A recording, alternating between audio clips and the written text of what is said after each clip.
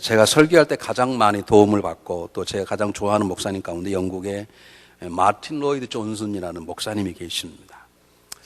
그분은 얼마나 설교를 정확하게 하는지 제가 예배소서 6장을 가지고 4년 동안 설교를 하면서 그분의 설교집을 가장 많이 참고를 했는데 무려 책이 6권으로 되어 있을 정도로 그 6장 설교하면 책이 한 권이면 될 텐데 얼마나 방대한 지식과 성령의 능력을 통해서 그분이 자기의 설교를 가지고 추구하는 영국을 살릴 때 굉장히 귀하게 쓰임받았던 목사님이십니다. 근데 그분이 그 설교집에 이런 말을 한 적이 있습니다. 그가 여러 믿음의 선배들, 특히 탁월하다고 불리는 믿음의 선배들, 존 버년 목사님이나 우리 감리교의 창리자인 웨슬리 목사님이랄지 이런 유명한 분들을 보니까 신앙의 위대한 신앙인들에게는 공통점이 하나가 있는데 그게 뭐냐면 거룩한 불만족이라는 게 있었다는 거죠. 내가 집사고 권사고 장로고 목회자고 내가 말씀을 선포하는 사람이고 목사고 내가 전도자인데 내가 이렇게밖에 살 수 없는가라고 하는 거룩한 불만족이 항상 가슴 속에 있었다는 것입니다. 내가 말씀을 설교하는 목사인데 왜 나는 이렇게 말씀을 설교한 대로 살지 못할까? 그런 데에 대한 거룩한 부담감과 거룩한 불만족이 있어서 그걸 가지고 씨름하고 그걸 가지고 하나님 앞에 나아가 하나님께 채워달라고 기도하고 그러는 가운데 하나님은 그들을 다스려서 위대한 일꾼으로 세우셨다. 그런 말을 남겼습니다. 사랑하는 여러분, 여러분의 거룩한 부담감, 거룩한 불만족이 있으십니까? 내가 집사인데 이렇게 살아서는 되나? 그런 생각을 가지고 계십니까? 아니면 그냥 막 살아가시나요? 내가 권사인데 내가 권사하면 집사보다는 다른 믿음으로 살아가고 내가 장로가 되었는데 내가 장로가 되었을 때는 내가 이렇게 가고 이렇게 살아 내가 지금 그렇게 살아가고 있는지 아니면 왜 내가 그렇게 못 살아가는 건가?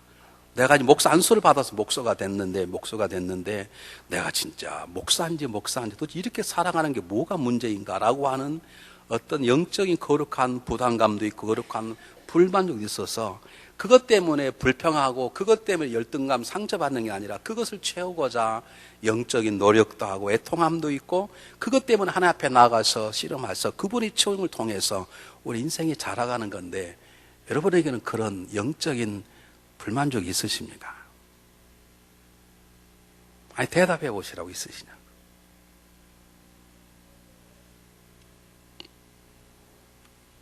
오늘 성경 본문은 교회에 대한 얘기 같지만 사실 그러지 않습니다.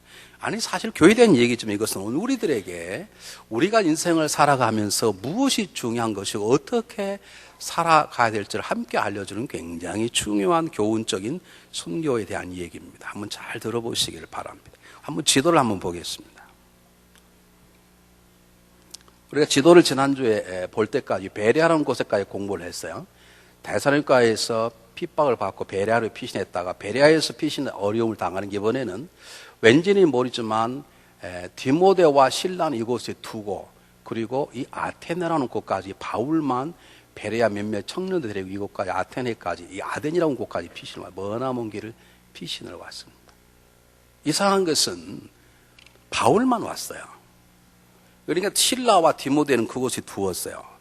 이걸 뭘 할 수 있냐면 그리스도의 복음을 증거하는 자에 대한 핍박과 적대자의 공격이 가장 중요한 핵심 멤버에게 집중되고 있음을 보여주는 것입니다. 수로 말하면 베레아에 남긴 사람 수가 훨씬 더 많기 때문에 복음이 증거되면 그 사람 통해 훨씬 더 많이 증거될 것입니다. 그러면 사단의 역사는 그쪽에도 집중을 돼야 되고 혼자 주량당을 친 바울은 내비둬도 혼자 뭐 하겠나 그래야 되는데 이 적대자들이 모든 걸 다 아는 거예요. 바울만 잡으면 바울만 막으면 디모데나 실라는 거기에 비하면 아무것도 아니라는 걸 알고 있는 거예요. 아니 어쩌면 하나님께서 저를 굉장히 귀하게 세우시기 때문에 바울이 집중적인 중요한 공격이 된다고 보는 것입니다. 한번 물어보겠습니다. 중앙연합감리교의 부흥을 성령께서 원하실 때 반대로 이 부흥연합감리교의 부흥을 반대하는 악한 세력이 있는데 그 악한 세력이 노리는 가장 중요한 목표가 누굴까요? 예? 아니 크게 얘기해 보십시오. 접니까? 하여간 우리 교회는 아는 건 잘 알아. 여러분 사단이 제가 쓰러지기를 제일 바라는 거예요. 제가 시험 들고 제가 상처받고 제가 넘어지고 세상 유혹 속에 깨어지길 사단은 저를 집중적으로 공격하죠. 그렇죠? 아십니까, 여러분? 신명기 장로님 아멘을 안 하신 이유가 뭡니까? 여러분 이거 아십니까? 그럼 여러분들이 저를 어떻게 해야 돼요? 저를 보호해 주셔야 되고 지켜 주셔야 되고 막아 주셔야, 저를 위해서 어떻게 해야 돼요? 기도해 주셔야 돼요. 아멘은 잘해. 뭐 그러면서 내 약점들 다 소문내고 왜 그러세요? 그런 사람 있냐고 이름을 대버릴까요, 그냥? 여러분 제발 우리 신앙생활이 그냥 하는 게 아니라고요. 하나님이 교회를 통해서 세상을 치료하시는데, 하나님이 교회를 통해서 사단의 노예된 자를 포로해서 해방시키는 찬란한 역사를 교회를 통해 일하시고, 그 교회에 수많은 리더도 있지만 제가 잘난 것이 아니라 저보다 하나님 여러분을 훨씬 더 사랑하는 사람들이 계셔서 그런 하나님은 조직적으로 목회를 통해 역사하시는데, 그렇기 때문에 사단은 어떻게 해서 목회자를 넘어뜨리려고 그러는 거예요. 그럼 여러분들이 목회자를 지켜주시고 변명 막아주고 기도해주고 그래야 되죠. 그렇잖아요? 여러분이 교구라면 교구장을 지켜줘야 되고, 여러분이 속해면 속장을 집중 여러분들이 보호하고 기도해줘야 되고, 그런 걸 통해서 교회는 성장하고 하나님 교회는 자라간다는 것이죠. 사실 그거 하려고 하는 건 아닙니다. 생각이 나서 한 겁니다. 본문은 그런 말씀 없으니까. 어쨌든 지금 바울이 집중적으로 아까 제가 보았던 아덴이라는 곳에서 공격을 당하기 시작을 했습니다. 어쨌든 지금 자기들이 피신해서 아테네라고 하는 곳에, 아덴이라는 곳에 갔는데, 사도 바울은 조금도 늦추지 아니하고 그곳에 동일하게 회당을 찾아가서 복음을 증거하고, 그리고 더 열심히 시장가에 가서 만나는 사람마다 변론하고, 그리고 그 당시에 있던 그 지역에 있던 스토아파, 에쿠피루스라는 그런 철학자들과 놀라운 논쟁을 벌이면서 복음을 증거하고, 마지막에는 아레오바고라 하는 큰 신전, 여러분 가끔 사진에 보았지만 이 아테네 높은 신전이 있는 신전, 그곳에서 정치도 하고 법에 판결된 법원 같은 곳에서 놀라운 설교를 합니다. 사도행전에 9번의 사도 바울의 설교가 있는데 그 중에 하나가 오늘 본문에 나온 설교예요. 여러분 아시겠지 모르겠어요. 아덴이라는 지역은 지금도 유명한 올림픽 열렸던 곳 아닙니까? 저 당시에는 이 유럽 지역에서 로마, 알렉산드리아, 아덴 세 도시는 가장 유명한 도시였고, 헬라의 수도가 아덴입니다. 아테네였습니다. 그곳에는 정치는 로마가 다 움직였고, 그리고 이 아덴은 모든 문화와 철학과 같은 놀라운 꽃을 피는 곳이 아덴이었습니다. 이런 잘 아시는 소크라테스, 아리스토텔레스, 플라톤 이런 사람들이 다 이 아덴의 지역의 사람들이에요. 그곳에 철학을 얘기하고 인생을 얘기하고 문화를 만들던 곳인데, 그곳까지 피신해 가서 그곳에서 열심히 말씀을 증거하는 것입니다. 자, 이 바울의 설교를 한번 보겠습니다. 여러분 성경 한번 보시기를 바랍니다. 18절에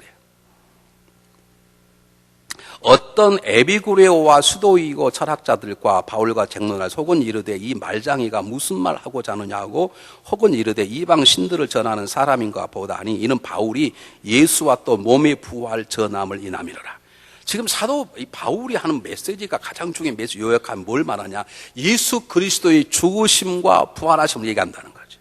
이런 건너뛰겠습니다. 31절 보시기 바랍니다. 41절에 이는 정하신 사람으로 하여금 천하를 공의로 심판할 날을 작정하기 위해 저를 죽은 자 가운데서 달리 살리시는 것을 모든 사람에게 믿을 만한 증거를 주셨습니다. 32절에 저희가 죽은 자의 부활을 듣고 그랬어요. 지금 사도 바울이 사람을 만나서나 또는 회당에서나 또는 아레오바고라는 큰 법정에서 그가 논쟁하고 변론하고 설교하는 설교의 핵심이 한마디로 말하면 뭐냐면, 예수 그리스도께서 죽으시고 부활하시고, 그리고 예수 그리스도 죽으시고 부활하시는 믿는 자들에게는 마지막 심판 때 심판받지 않은 놀라운 구원의 역사가 있다는 것을 설교했다는 것입니다. 그걸 가지고 논쟁했다는 것입니다. 여러분, 저에게 요즘 최근에 이렇게 묻는 분이 계십니다. 목사님 꼭 기독교만 다니어 구원받습니까? 불교 나가면 구원받지 못합니까? 아니면 다른 종교에도 구원 있지 않습니까? 목사님 너무 기독교를 강조하는데 목사님 그럼 너무 편협한 생각이 아닙니까? 그렇게 물어보는데 절대로 그러지 않습니다. 지금 사도 바울의 모습을 여러분 잘 보세요. 여러분 지금 누가복음, 사도행전을 기록한 사람이 누구냐면 누가입니다. 누가가 기록한 복음서가 무슨 복음서입니까? 누가복음입니다.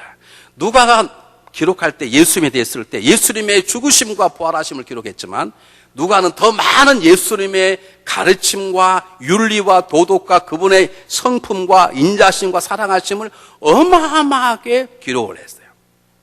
그런데 지금 사도 바울의 설교를 딱 요약하면 예수님의 인자하심과 자비하심, 성품, 그 행하신 기적을 행하신 가르침, 그걸 모든 걸 다 빼고 예수님이 죄를 위해서 죽으셨고 죽음의 권세를 깨뜨리고 부활하셨고, 그리고 그를 믿으면 구원을 받는다는 그 메시지를 증거하고 있다는 거예요.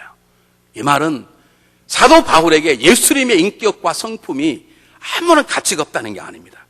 중요하지만 사도 바울이 딱 보면 그가 구원받고 변화되고 아랍의 사막에 3년 동안 자기가 읽었던 구약을 읽으면서 구약에 등장하는 이 주인공, 여자 후손이 너의 머리를 상하하리라, 창세기 3장 15절에 나오는 그가 정말 내가 만난 예수인가를 씨름하고 얻었던 결론이 뭐냐면 성경 전체는 하나님의 구속 역사이고 구속 역사의 중요한 것은 그분의 죽으심과 부활하심이라는 결론을 딱 내린 거예요. 그게 가장 중요하기 때문에 한 번밖에 없는 시간, 정말 요약한 다음 내가 할 수 있는 것이 뭐냐면 예수 그리스도의 죽으심과 부활하심, 그를 믿는 구원의 사건이라함을 사도 바울은 확신하고 있는 거예요. 여러분, 이것이 다른 종교와 다른 것입니다. 석가모니요, 훌륭한 분이십니다. 그분의 말을 배우면 마음이 평안을 얻을 수 있습니다. 그게 틀린 말은 아닙니다. 그러나 죄송하지만 그분은 부활이요 생명은 아닙니다. 그분이 자기 자신을 알기 때문에 자기를 그렇게 말하신 적이 없어요. 여러분, 기독교라는 것은 우리가 얼마만큼 선하고 얼마만큼 도덕 윤리적으로 깨끗하는가가 되는 것이 아니라 사단의 종, 하나님의 아들로의 아들, 딸로의 신분의 변화인 것이고 새로운 생명으로 완전히 새롭게 만들어지는 것이지 우리가 교육받아서 더 좋은 사람으로 살아가는 게 아니에요. 그 더 좋은 사람 아니라 완전히 새로운 사람으로 만들어지는 것, 가장 중요한 사건, 그를 위한 사건, 예수 그리스도의 죽으심과 부활하심이에요. 이것처럼 귀중한 것이 없어요.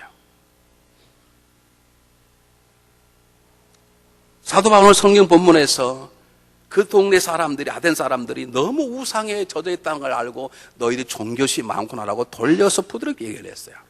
그리고 창조주 하나님 대해서 얘기하고 마지막 그 창조 하나님 하신 일 가운데 우리를 구원하기 위해서 그의 아들을 죽이시고 살리셨다는 사건을 통해서 그의 설교를 잘 마무리하고 있는데 핵심은 예수 그리스도의 죽으심과 부활하심이에요. 우리는 지난 4주 동안 우리 수요일 날 우리 박정미 전도사님을 통해서 특별 세미나를 4번에 가졌습니다. 로마서에서 배우면서 로마에서 말하는 구원이라는 게 무엇인가라고 하는 것을 우리가 배웠는데 여러분 많은 분들이 은혜를 많이 받았습니다. 받으신 분만 한번 물어볼게요. 성경을 3가지 요약하면 뭔자로 첫 번째 뭐라고요? 예수. 두 번째가 뭐라고요? 믿음. 세 번째가요? 구원. 그게 성경 전체 요약입니다. 이 땅에 죄인들을 구원하고 오신 예수 그리스도, 그가 우리를 구원하기 대속적으로 진노의 잔을 마시고 죽으셨다가 부활하신 주님, 그분을 믿으면 구원받아서 칭의와 성화와 영화의 삶을 살게 된다는 것이 성경 전체의 내용이고 그 내용이 요약되어 있는 분이 어디라고? 그게 로마서라는 걸 배웠을 거예요. 지금 사도 바울은 그걸 강조하는 것입니다. 그걸 너무너무 사도 바울이 올바르게 말하는 것입니다. 여러분, 우리 인생의 삶 가운데 결국 남는 게 하나가 있습니다. 우리 얼마나 착하게 살았는가 중요합니다. 얼마나 진실하게 살았는가 너무너무 중요합니다. 그러나 결국 남는 건 내가 나를 위해 죽으셨던 예수 그리스도의 십자가를 그리고 그의 부활하심을 믿고 구원받았는가, 남는 건 결국 하나밖에 없어요. 그러므로 우리의 삶에도 우리의 믿음의 대상에도 가장 중요한 이 복음, 성경의 복음, 핵심은 복음이고 복음의 핵심은 예수 그리스도의 십자가 죽으심과 부활임을 믿으시고 여러분도 우리의 믿음의 근거가 그 위에 세워지시기를 주님의 이름으로 축복해 드립니다. 문제가 뭐냐면 그렇게 설교를 잘 했는데 이 아덴이라는 곳에 교회가 세워지지 않았어요.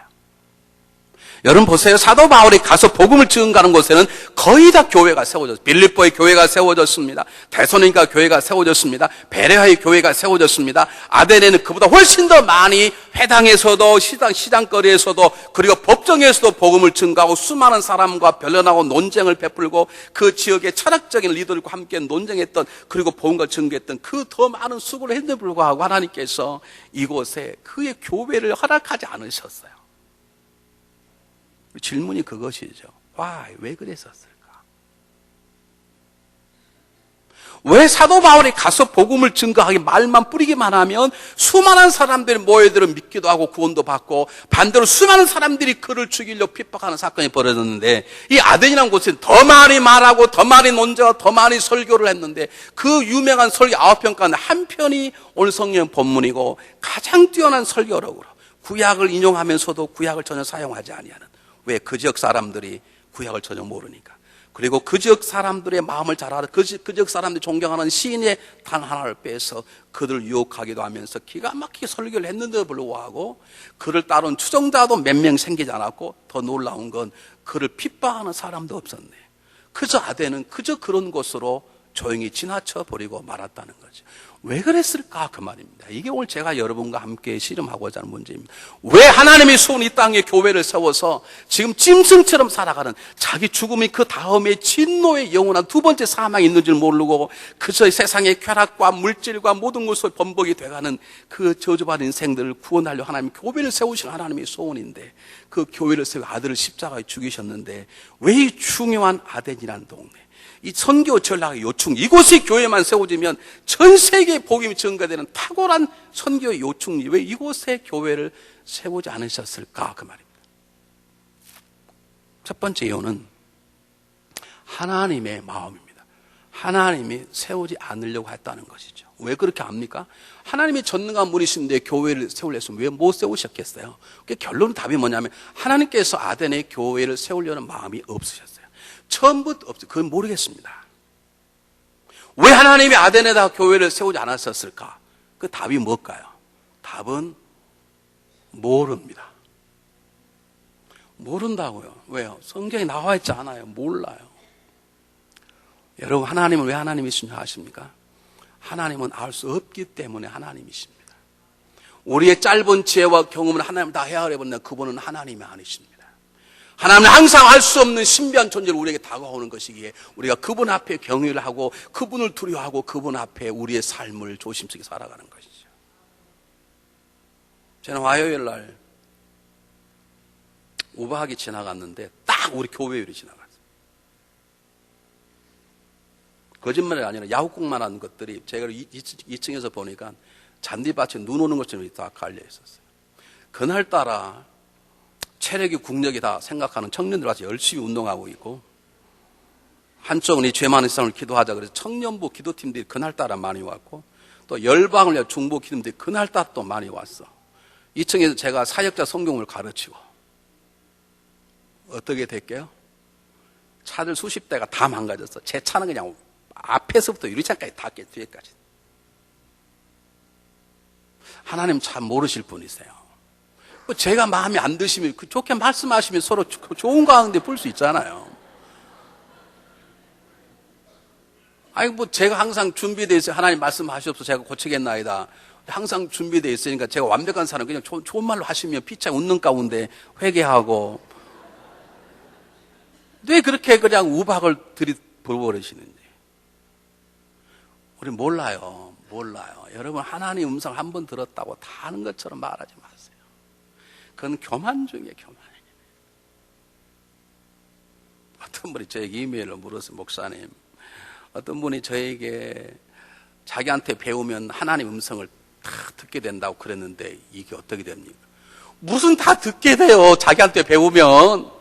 좀 그런 사람 잘 소개시켜 저도 좀 가보게. 우리가 하나님 음성을 듣는데 조금 도움은 주시겠지. 말을 그렇게 하는 게 아니에요. 악어가 달라요. 우리 어떻게 하나님을 다 헤아려요? 몰라. 그래서 우리는 항상 앞에 있을 때마다 할 말이 없는 거예요. 그냥 하나님 앞에 있으면 주님 그냥 잘 봐주십시오. 급하게 할 말이 없어요. 때때로 하나님은 자기 자신을 계시해 주십니다. 그걸 계시라 그러잖아요. 하나님이 계시는 가장 중요한 사건이 예수 그리스도 오심이거든요. 하나님 우리에게 보여주실 때만 아는 것이죠. 우리 참 몰라요, 여러분. 제발 하나님 앞에서 경거망동하거나 뭐 환상 봤다고 뭐 음성 들었다고 제발 그러지 마세요. 저를 만나기만 하면 하나님 음성 들었다는 분이 계세요. 아, 이거 사무실에 갑자기 왜 왔어? 하나님이 가라 그러시던데요. 그럼 왜 나한테는 말을 안 해온다고 말씀해 주시지? 그래서 내가 제발 앞으로 하나님 말 빼라. 너한테는 말하더라도 나한테는 말하지 말라. 나 너 앞에서 주눅들어서 못 살겠다. 저 만나기만 하면 하나님께서 말씀하시면 오늘 목사님을 찾아가라 그랬대. 찾아와서 하나님 뭐라 그러시대? 그건 모르겠습니다. 아니, 틀렸다는 말이 그럴 수 있지요. 있는데, 그럼에도 불구하고 그분이 그렇게 말씀하시는 것만 알지, 우리는 너무 몰라요. 그래서 하나님이세요. 여러분, 그래도 걱정하지 않는 것은 그분은 다 할 수 없지만, 그분은 우리보다 선하시고 우리 향하신 계획이 우리의 계획보다 훨씬 완전하고 선하고 우리 자신보다 우리를 더 사랑하신 분이기 때문에 우리 그분을 몰라도 너무 기쁘고 감사하고 평안한 거예요. 알아서 평안한 게 아니에요. 몰라서 더 평안할 수 있어요, 여러분. 몰라요. 왜 하나님이 이곳에 교회를 안 세우셨는지. 저 같으면 세웠을 거예요. 하나님은 딱 눈 감고 계셨어요.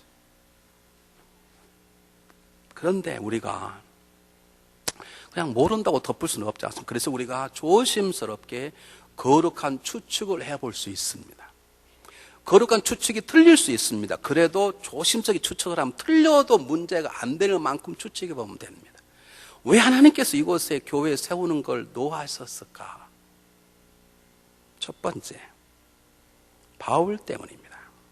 이게 제 생각입니다. 하나님이 바울을 너무너무 사랑할 바울을 더 완전하게 만드시길 원하시는 거예요. 하나님은 바울을 멋진 정말 증거자로 세우고 싶으신 거예요. 하나님 그래서 바울을 조심하게 만드는 것이에요. 바울로 하여금 바울이 가는 것에 복음을 증거하면 교회가 생겼습니다. 핍박이 옵니다. 핍박을 받으면 아프겠지만 자기 자신 내가 하나님 일한다 그럼 확신이 있을 거 아닙니까? 그래 그 다음 또 복음을 증거하면 또 추종자 옵니다. 교회가 생깁니다. 핍박이 옵니다. 다른 교회 한 핍박이 또 오는데 가니까 핍박도 없고 추종자도 없고 교회가 아무것도 없고 하루 종일 벌떡이만 아팠네 그냥. 하나님 그걸 통해서 내 수고로 교회가 세워지는 게 아니구나. 내가 복음을 증거했다고 교회가 세워지는 게 아니구나. 하나님이 세우셔야 되는구나 라고 하는 것을 하나님은 바울에게 가르치시기를 원하셨을 거예요. 바울도 사람인지 어쩌면 자기가 가는 곳마다 교회가 세워졌다면 아마 어쩌면 바울 교회가 생겼을지 몰라. 그도 인간인데요. 그도 사람인데요. 여러분, 때때로 여러분 인생의 삶 가운데 무엇이 막혔을 때, 여러분이 기도 응답이 되지 않아 생각지 않았던 고통의 문제가 다가올 때 불평하거나 두려워하거나 걱정하지 마시고 하나님은 나를 하나님만 의지하는 더 겸손한 자로 세우려고 그러시는구나 생각하시고 하나님 앞에 더 넓적 엎드리시기를 주의 이름으로 축복해 드립니다.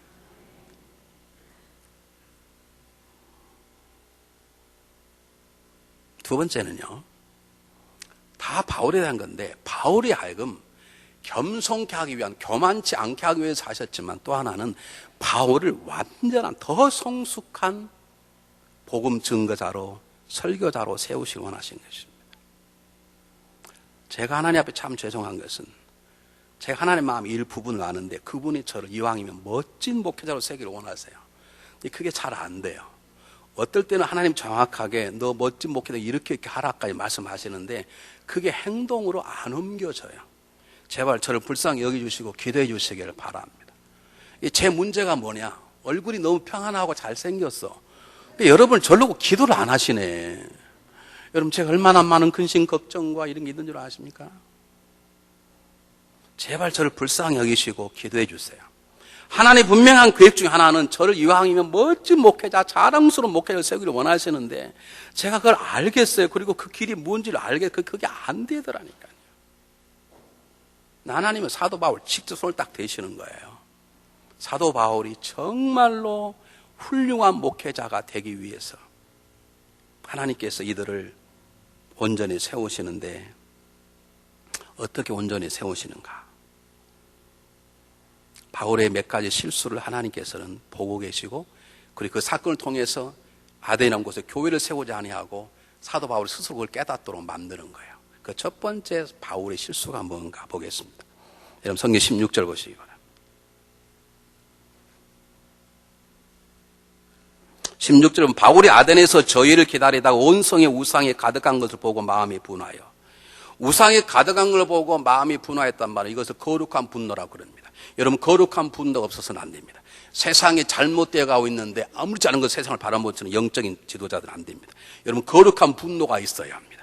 근데 중요한 건 거룩한 분노가 있어야 되지만 그러나 분노는 분노이기 때문에 거룩한 분노가 느껴지면 그 마음을 다스리고 그 거룩한 분노 통해 새로운 길을 나가는 게 좋은 것이지 거룩한 분노에 붙잡혀 있으면 그것도 붙잡힘이에요. 분노에 붙잡히면 거룩한 분노도 분노예요. 그 분노에 붙잡힌 바 되면 설교가 잘 안 돼요. 제가 해봐서 알아요. 용서 한 번만 들으세요. 용서 한 번만. 제가 토요일날 잠이 안 오는 거예요. 여러분 때문에. 왜 이렇게 성도들이 안 변하는 건가? 잠깐 변한 것 같더니 왜 그 모양일까? 문제가 없으면 다 성령 충만한데 왜 조금만 바람 불면 다 성질 충만하고 따지고 삐치고 시험들 왜 그러는 건가? 막 잠이 안 오는 거예요. 내 안에 막 거룩한 분노가 일어나는 거야, 이게. 그 분노가 나중에 막 나한테 주는 거야. 너가 설교를 목회를 잘못해서 나한테 막 분노가 쏟아지는 거야. 저를 아침에 섰는데도 막 분노가 일어나는 거야. 저는 분노가 일어나면 하는 방법이 있습니다. 제가 무지하게 웃깁니다, 일부러. 제 분노가 나타난 걸 안 보이기 위해서. 그래서 설교를 마쳤습니다. 집에 들어가 잠을 자려고 그러는데 밤 9시쯤 전화가 왔어요. 한 분에게서. 목사님, 오늘 왜 그렇게 분노하며 설교하셨어요? 나는 안 들키려고 설교를 했는데. 그렇게 분노하며 설교하면 교인들이 독을 먹습니다, 목사님. 하나님께 얼마나 감사한지. 저는 그런 분이 우리 교회에 계시다는 걸 너무너무 감사해요. 누구냐고 논문 쓰지 마세요. 그런 분 계시면. 도대체 누구냐? 그랬지 말고.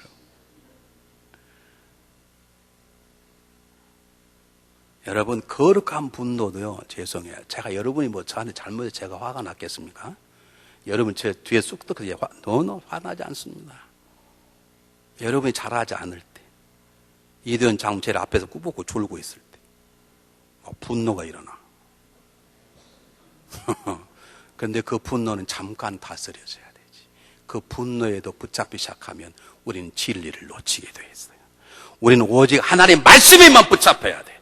우리의 마음이 뜨거워지는 것도 하나님 말씀에만, 우리의 마음이 뜨거워지는 것도 성령의 능력에 붙잡혀야 되는 것이지, 거룩한 분노는 잠깐에 다스려져야 되고 평안 가운데 성령 인도하는 따라서 말씀도 증가하고 삶도 살아가야 되는데, 사도 바울은 이게 실패한 거예요. 그러다 보니까 그가 해야 될 일을 놓치고 만 거예요. 뭘 놓쳤느냐? 복음 증거는 결론 말하면 선포입니다. 선포지. 그것은 논쟁도 아니고 변론도 아니에요. 근데 그냥 분노에 사로잡히니까 자기가 해야 될 방법을 잃어버렸는데, 예전에 했던 대로 선포하지 않고 설교하는 게 아니라 따지고 서로. 왜? 자기도 철학을 알고 있거든. 자기도 아테네 시민이면 모든 분말을 다 알고 있거든. 자기도 말할 만한 자기 자신의 능력에 딱 의지해서 한번 따져보자는 거죠. 여러분, 복음은요, 설득하는 게 아닙니다. 복음은 선포하면 하나님 알아서 하십니다. 그래서 변론과 쟁론을 통해서 사람을 만나다 보니까 그런 자기가 증거해야 될 말씀의 능력을 붙잡는 데 실수하고 보니까 설교에 실패가 오기 시작했어요. 보세요. 한번 성경 23절 보시기 바랍니다. 내가 두루 다니며 너희의 위하는 것들을 보다가 알지 못하는 신에게라도 새긴 단도 보았으니 그는 너희가 알지 못하고 위하는 그것을 내가 너희가 알게 하라. 이게 무슨 말이냐면, 이 아덴 사람들은 귀신들을 많이 섬겼어요. 저는 어릴 때 유교 집안에 태어났습니다. 유교 집안은 귀신들을 많이 섬깁니다. 제가 많이 배웠습니다. 부엌 가면 부엌에 신이 있습니다. 조항신이나 신이 있어.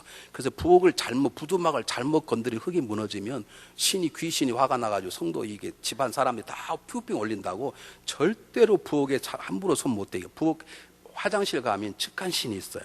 그 잘못하면 화가 나면요, 골치 아파요. 그런 신들이 집안에 얼마 많은지 몰라. 그런데 어떤 신은 이름도 모르는 신이 있어. 신을 섬기는데 그 신은 몰라. 모르는 신이야. 근데 신을 섬기는 거예요. 이 사람도 그렇게 신을 섬겼다는 거죠. 제우스 신도 섬기고 다른 신도 섬기는데 어떤 신을 그 신이 누군지 몰라.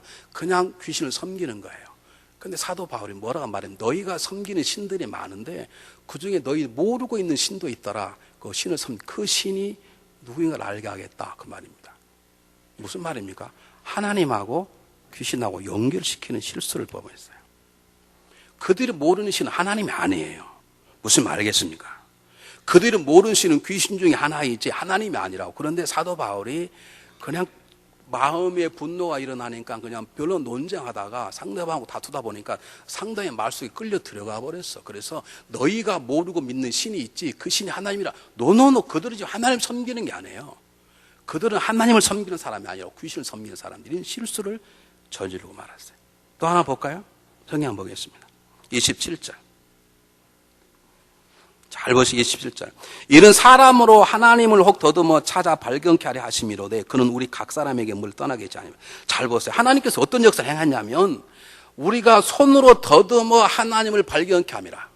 여러분, 우리가 손으로 더듬어 하나님을 발견합니까? 하나님 우리를 찾아서 하나님을 알게 합니까? 1번, 2번 중 답이 어느 것입니까? 2번입니다. 우리 절대 더듬어 하나님 찾지 못합니다. 우리가 석가처럼 우리가 보리스 앞에 7년 동안 묵상인 하나님 찾을 수 없습니다. 하나님이 찾아오셔서 우리의 마음에 두드리시고 문을 열 성령 눈을 열어 보게 할 때 하나님 알게 되는 것이지 우리가 손으로 더듬어 하나님 찾는 게 아닌데 사도 바울이 실수를 해버렸네요.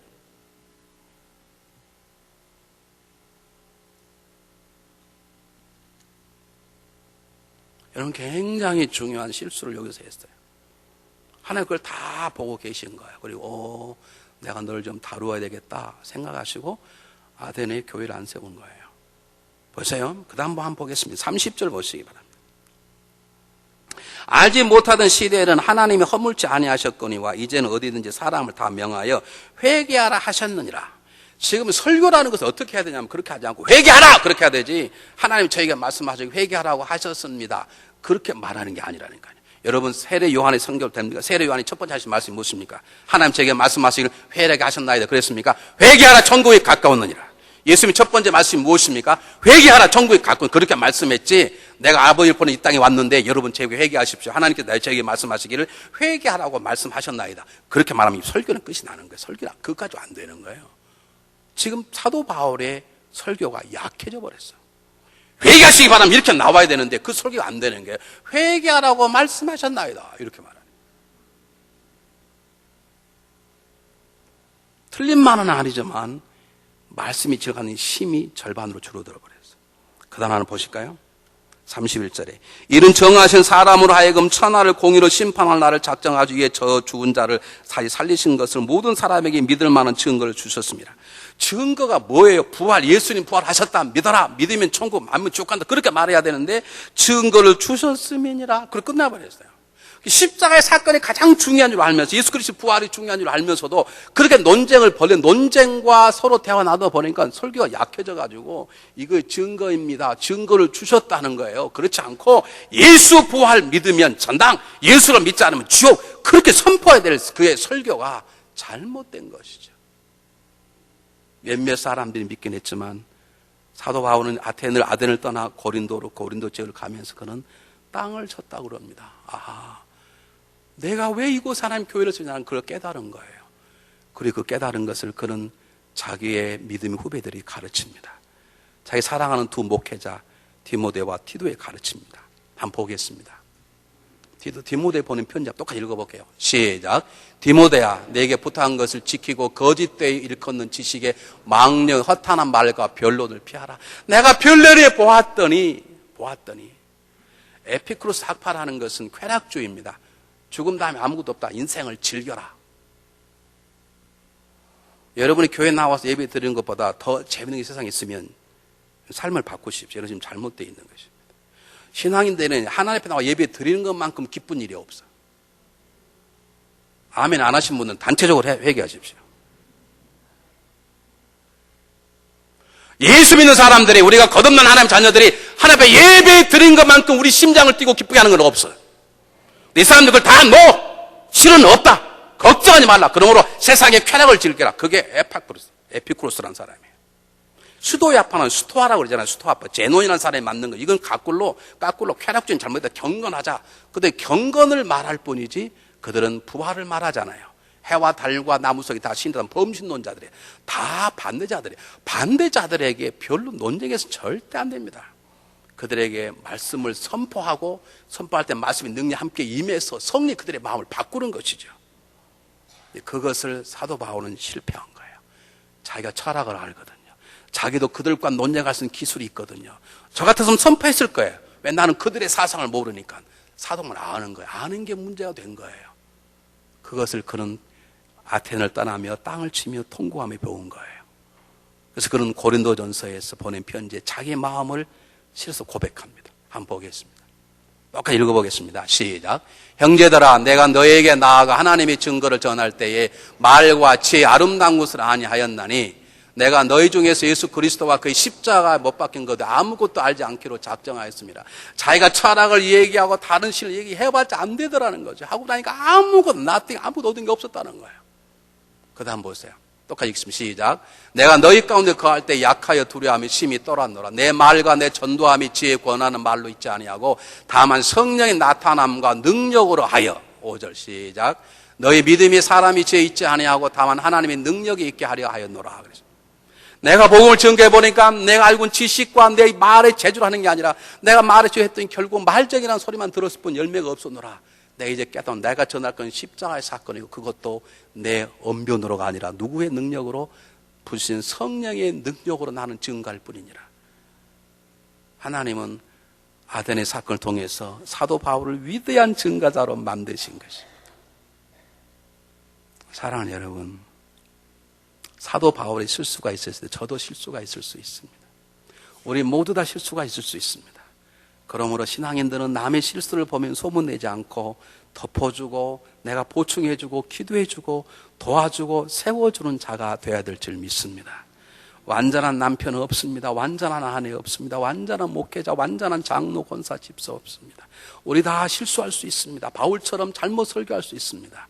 그러나 하나님 이를 통해서 위대한 일꾼으로 세웠던 것처럼 하나님 우리의 부족함에도 불구하고 하나님 우리를 쓰실 것입니다. 그러므로 서로 욕하지 말고 서로 허물을 드러내지 말고 덮어주고 세워주는 그런 성도들이 되시기를 주의 이름으로 축복합니다. 두 번째, 여러분 삶 가운데 막힘이 있습니까? 기도했는데 응답받음이 없습니까? 열심히 노력하고 씨를 뿌렸는데 아무런 결과가 없습니까? 낭망하지 마십시오. 두려워하지 마십시오. 불평하지 마십시오. 하나님께 따지지 마십시오. 어쩌면 하나님께서 여러분을 더 온전하게 세우게 새로운 것을 가르쳐주는 새로운 기회일 줄 믿으시고 하나님 저에게 무엇을 채워주시길 원합니까? 라고 물으시고 바울처럼 새롭게 자라나는 역사가 있으시기를 주의 이름으로 축복해 드립니다. 여러분 복음을 증가하기를 원하십니까? 여러분 사업하기를 원하십니까? 말씀 묵상하기를 원하십니까? 기도하기를 원하십니까? 그냥 기도하시면 안 됩니다. 그냥 말씀 묵상하시면 안 됩니다. 그냥 사업 안 됩니다. 성령의 능력으로 하셔야 합니다.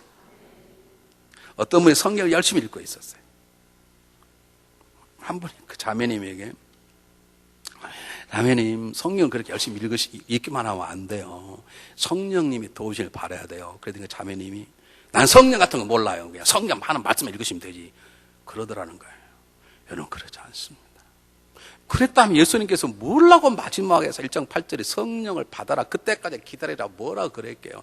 성령이 없으면 일할 수도 없고 성령 일하는 건 불법이에요. 여러분 복음 증가하는 것도 성령이 주시는 능력으로 복음을 증가해야 돼요. 성경 읽는 것도 성령의 도통이 성경 읽어야 돼요. 성경을 가르치는 것도 성령의 능력을 통해 가르쳐야 돼요. 복음을 증가하는 것도 성령의 능력을 가르쳐야 돼요. 여러분 가정에서 서로 가정을 돌보고 사업하는 모든 것이 성령이 공부한 능력으로 해야 되는 거예요. 이걸 지금 사도 바울 이곳에 깨닫는 거예요. 자기는 지금 목회자니까 그러죠.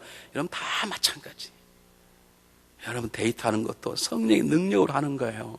여러분의 감정으로 하는 게 아니에요. 눈으로 보이는 거 하는 게 아니에요. 장사도 세상의 제조로 하는 게 아니에요. 성령의 능력으로 해야 되는 거예요. 공부도 성령의 능력으로 해야 되는 거예요. 그게 아니면 우리의 수고가 아무 열매가 없을 수 있어요. 사도 바울은 아테네를 떠나면서 그걸 배운 것이죠. 그는 그 다음부터 그런 논쟁하지 않습니다. 변론하지 않습니다. 길이 막히면 좌절하지 않습니다. 하나님이 세운 걸 채워주겠거니 생각하고 하나님 새로운 능력을 받습니다. 그리고 열매가 없을 때마다 더 성령님을 의지합니다. 여러분 새로운 일주일 어떻게 살아가시겠습니까? 여러분 어려움이 있으십니까? 낙심하지 마십시오. 하나님 보고 계십니다. 그분이 여러분에게 새로운 능력을 주시기 위해서 의도적으로 길을 막으시는 것입니다. 분노하지 마시고 그분 앞에 앉으십시오. 그리고 여러분의 재주로, 여러분의 머리로, 여러분의 지혜로, 여러분의 말재간으로 하지 마시고 성령님을 의지하십시오. 그래서 기도할 때마다, 무슨 일 할 때마다 성령님이여 도와주시옵소서. 그를 통해서 승리한 한 주간 되시기를 주의 이름으로 축복합니다. 기도하겠습니다. 사랑의 하나님, 때때로 바울처럼 애쓰고 수고해도 우리의 삶 가운데 아무런 열매가 없을 때가 있습니다. 아무리 많이 기도해도 하나님 응답이 들리지 않을 때가 있습니다. 가도 길이 보이지 않을 때가 있습니다. 그럴 때라도 낭망하지 말게 하시고 두려워하지 말게 하시고 불평하지 말게 하시고 하나님 앞에 앉아서 하나님이 부어주시는 새로운 길, 새로운 능력을 얻기를 원합니다. 우리의 모든 삶에 성령님이여 도와주시옵소서. 기도할 때도 말씀을 읽을 때도 찬양할 때도 교회를 섬길 때도 가정에서 남편과 아내를 서로 섬기며 자녀를 키울 때에도 세상에 나가 직장을 돌보며 사업할 때에도 하나님 공부할 때도 정치할 때에도 성령의 인도하심과 능력으로 일할 수 있도록 저희들에게 성령의 충만함을 부어 주시옵소서. 예수 그리스도 이름으로 감사하오며 간절히 기도하옵나이다. 아멘.